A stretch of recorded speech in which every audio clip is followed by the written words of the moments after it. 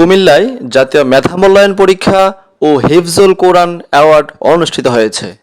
কুমিল্লার রূপসী বাংলা কলেজ অডিটোরিয়ামে বাংলাদেশ প্রাইভেট মাদ্রাসা ওয়েলফেয়ার কর্তৃক আয়োজিত জাতীয় মেধা মূল্যায়ন পরীক্ষা 2025 উপলক্ষে বৃত্তি প্রদান অনুষ্ঠান ও জাতীয় হিফজুল কোরআন অ্যাওয়ার্ড প্রোগ্রাম অনুষ্ঠিত হয়েছে।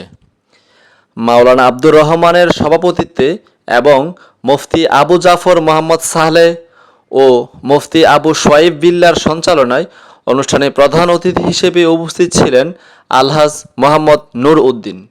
বিশেষ অতিথি হিসেবে উপস্থিত ছিলেন মুফতি আব্দুল কাইয়ুম মজুমদার, আলহাজ শেখ আহমদ, মাওলানা শফিকুল ইসলাম, ডাক্তার শফিকুর রহমান পাটোয়ারি, জনাব কামাল উদ্দিন জাফরি, জনাব ফয়েজ আহমেদ মুন্সি ও জনাব মহসিন কামাল সহ বিভিন্ন শিক্ষা প্রতিষ্ঠানের প্রায় শতাধিক অধ্যক্ষ।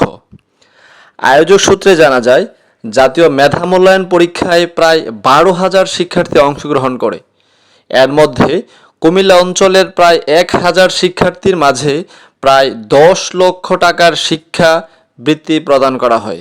এছাড়া জাতীয় হিফজুল কোরআন অ্যাওয়ার্ড প্রোগ্রামে জাতীয় পর্যায়ে 10 জন হাফেজকে নগদ অর্থ, ক্রেস্ট ও মেডেল প্রদান করা হয়।